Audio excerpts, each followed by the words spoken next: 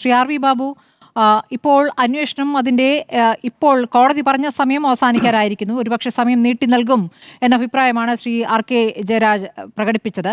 അങ്ങനെയാണെങ്കിൽ തന്നെ ഇപ്പോൾ 2 എഫ്ഐആറുകളിന്മേലുള്ള അന്വേഷണമാണ് നടക്കുന്നത്. ഇപ്പോൾ BJPയും ഹിന്ദു ഐക്യവേദിയും പല ഘട്ടങ്ങളിലും തന്ത്രിയെ കൂടി കുറ്റപ്പെടുത്തിക്കൊണ്ടുള്ള ചില പ്രതികരണങ്ങൾ നടത്തുന്നത് കണ്ടു. ഇന്നിപ്പോൾ തന്ത്രിയെ മൊഴിയെടുക്കുകയാണ് ചെയ്തിരിക്കുന്നത്. തന്ത്രിമാരുടെ മൊഴിയെടുക്കുകയാണ് ചെയ്തിരിക്കുന്നത്. അവരെ ചോദ്യം ചെയ്യുകയല്ല.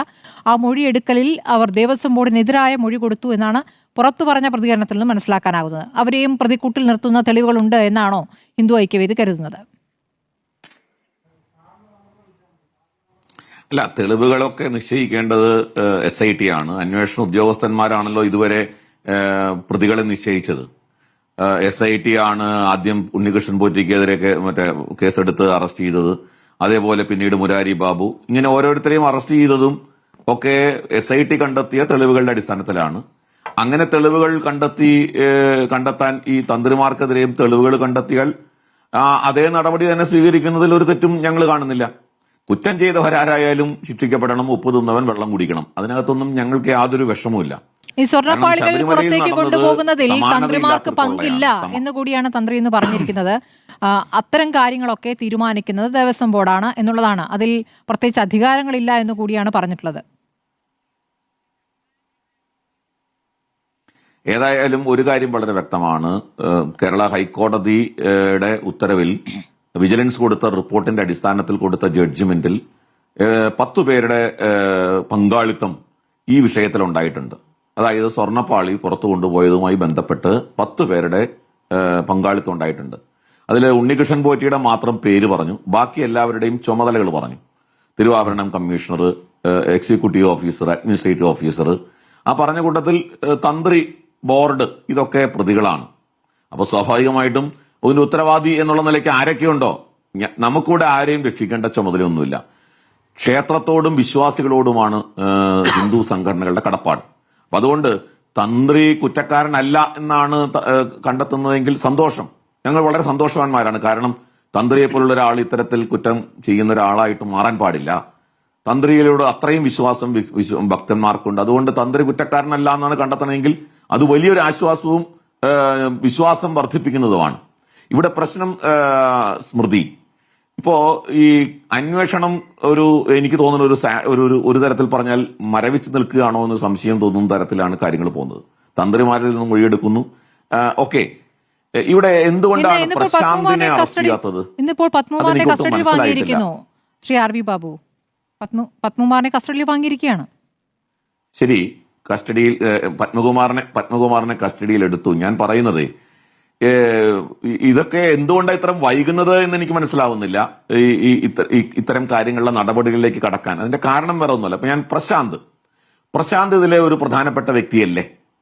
മുൻ ദേവസ്വം ബോർഡ് പ്രസിഡന്റ്, ഇപ്പോൾ ഇതുവരെ ദേവസ്വം ബോർഡ് പ്രസിഡന്റ് ആയിരുന്നയാൾ ഒരു പ്രധാനപ്പെട്ട വ്യക്തിയാണ്. അതിന്റെ കാരണം എന്താണെന്നറിയാമോ? അതിന്റെ കാരണം വേറൊന്നുമല്ല. 2019 ഈ സ്വർണം പൂശി സ്മാർട്ട് ക്രിയേഷൻസ് കൊണ്ടുവന്നപ്പോൾ 40 വർഷത്തെ വാറന്റി പറഞ്ഞിട്ടുണ്ട്. 40 വർഷത്തെ വാറന്റിയുള്ള ഒരു സാധനം 4 വർഷം കഴിയുമ്പോഴേക്കും അതിന്റെ ചെമ്പ് തെളിയണം എങ്കിൽ അത് പൂശിയത് സ്വർണം തന്നെയായിരുന്നു, അല്ലെങ്കിൽ സ്വർണം വളരെ ലോലമായിട്ടുള്ള രീതിയിൽ പറഞ്ഞ രീതിയിൽ പൂശിയിട്ടില്ല എന്ന് വ്യക്തമാണ്.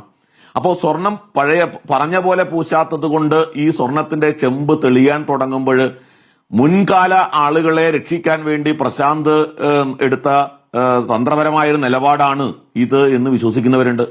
അതുകൊണ്ടാണ് പ്രശാന്ത് സ്പെഷ്യൽ കമ്മീഷണറെ പോലും അറിയിക്കാതെ അവിടെ തിരുവാഭരണം കമ്മീഷണറായിരുന്ന അനില, റിജില്ലാൽ തുടങ്ങിയിട്ടുള്ള 2 പേര് 2024 തിരുവാഭരണം കമ്മീഷണറായിരുന്ന 2 പേരുണ്ട്, അനില അതേപോലെ റിജില്ലാൽ.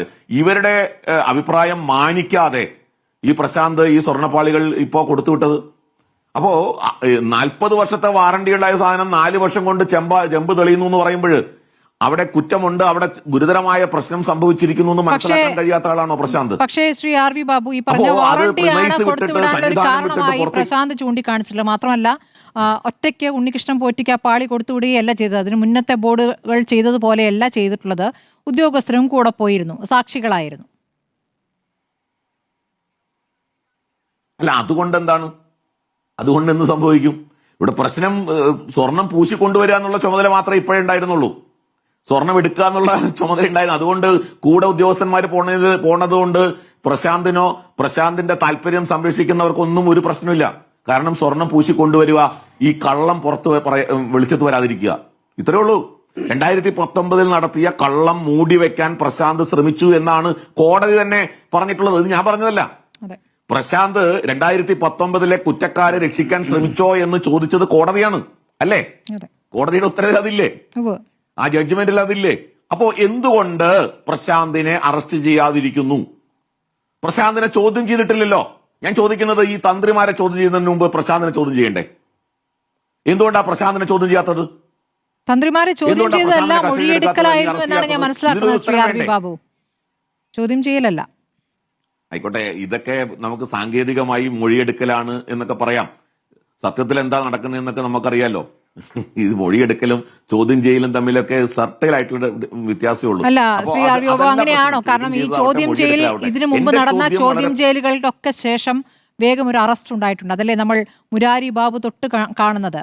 ചോദ്യം ചെയ്യൽ തൊട്ടു പിന്നാലെ അറസ്റ്റ്, ഇതാണ് സംഭവിച്ചിട്ടുള്ളത്. ഇപ്പോൾ പത്മകുമാറിന്റെ കാര്യത്തിലും അത് സംഭവിച്ചിട്ടുണ്ട്. ഒരു 4-4.5 മണിക്കൂർ ചോദ്യം ചെയ്ത ശേഷം ആ അറസ്റ്റിലേക്ക് നീയാണ് ചെയ്തിട്ടുള്ളത്. സ്മൃതി അങ്ങനെയല്ല. വാസുവിനെ ചോദ്യം ചെയ്ത് ആദ്യം വിടുകയാണ് ചെയ്തത്, ഓർക്കുന്നില്ലേ? വാസുവിനെ ചോദ്യം ചെയ്ത് വിടുകയാണ് ചെയ്തത്. അതിനുശേഷമാണ് വാസുവിനെ അറസ്റ്റ് ചെയ്തത്. രണ്ടാമത്തെ ചോദ്യം ചെയ്യലിലാണ് വാസുവിനെ അറസ്റ്റ് ചെയ്യുന്നത്. അപ്പൊ ചോദ്യം എപ്പോ ചെയ്യുന്നു അതൊന്നുമല്ല ഞാൻ പറഞ്ഞത്. ഞാൻ വളരെ ക്രിസ്റ്റൽ ക്ലിയർ ആയിട്ട് ഇപ്പൊ ഇതിനകത്ത് വളരെ പ്രധാനപ്പെട്ട ഒരു കാര്യം കൂടി ഞാൻ പറയാം. 2019 ഈ സ്വർണ്ണപ്പാളി കൊണ്ടുപോയിട്ട് ഈ ചെമ്പ് ദ്വാരപാലക പീഠങ്ങൾ, അതേ ദ്വാരപാലക പീഠങ്ങൾ തന്നെയാണോ തിരിച്ചു വന്നിട്ടുള്ളത്? ഇപ്പൊ ഈ കഴിഞ്ഞ ഒരാഴ്ച മുമ്പാണല്ലോ അവിടെ തെളിവെടുപ്പ് നടത്തിയത്.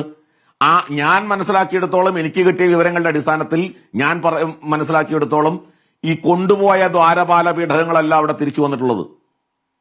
ഈ യഥാർത്ഥ ദ്വാരപാല പീഠങ്ങൾ കടൽ കടന്നോ എന്ന് സംശയിക്കുന്നു. കോടതി പറഞ്ഞ ഞാൻ ഈ പറയുന്നത് മുഴുവനെ കോടതി കൂടി പറഞ്ഞിട്ടുള്ള കാര്യങ്ങളെ സബ്സ്റ്റാൻഷിയേറ്റ് ചെയ്തുകൊണ്ടാ. കോടതി പറയുന്നത് എങ്ങനെയാണ് എന്ന കാര്യം പ്രധാനമാണല്ലോ ശ്രീ ആർ വി ബാബു. കോടതി പറയുന്നത് എങ്ങനെയാണ്? SIT അവിടെ സമർപ്പിച്ചിരിക്കുന്ന രഹസ്യമായിട്ടുള്ള രേഖകളിൽ നിന്നാണ്. അപ്പോൾ നമ്മൾ പുറത്തേക്ക് അറിയുന്നതിൽ കൂടുതൽ കാര്യങ്ങൾ കോടതിയുടെ മുന്നിലേക്ക് എത്തിയിട്ടുണ്ടെന്നൊരു യാഥാർത്ഥ്യമുണ്ടല്ലോ. അത് SITയുടെ അന്വേഷണത്തിലാണല്ലോ, അല്ലേ? അതെ അതെ. അല്ല, അതുകൊണ്ട് തന്നെ ഞാൻ പറഞ്ഞത് അത് തന്നെയാണ്. അപ്പൊ SITക്ക് തടസ്സം എന്താണ്? SITക്ക് മേൽ ഒരു രാഷ്ട്രീയ സമ്മർദ്ദമുണ്ടോ? SIT ആ രാഷ്ട്രീയ സമ്മർദ്ദത്തിൽ പെട്ടു നിൽക്കുകയാണോ? അതുകൊണ്ടാണോ ഈ മേൽഘടകത്തിലേക്കുള്ള അന്വേഷണം പോകാതിരിക്കുന്നത്? പ്രശാന്ത് അടക്കമുള്ള ആളുകൾ, പിന്നെ അതിനപ്പുറത്തേക്ക് ഒരു ബാഹ്യ ശക്തിയായി പ്രവർത്തിക്കുന്ന ആളുകൾ, ഉണ്ണികൃഷ്ണൻ പോറ്റിയുടെ സന്തത സഹചാരിയായി പുറത്ത് വിലസിയിരുന്ന ആൾക്കാർ, അവരിലേക്കൊന്നും എത്താത്തത് എന്താണ്?